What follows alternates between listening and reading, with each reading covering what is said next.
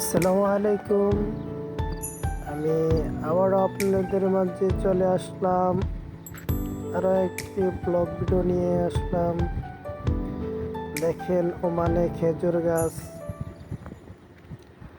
খেজুর গাছগুলো কত সুন্দর লাগে।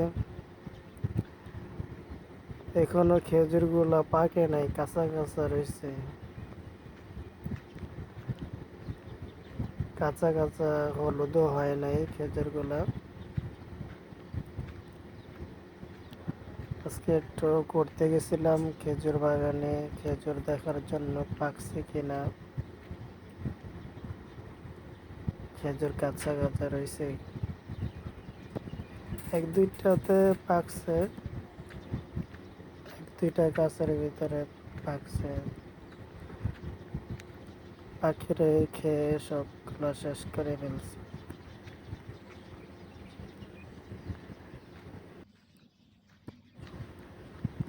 এসেন এইগুলা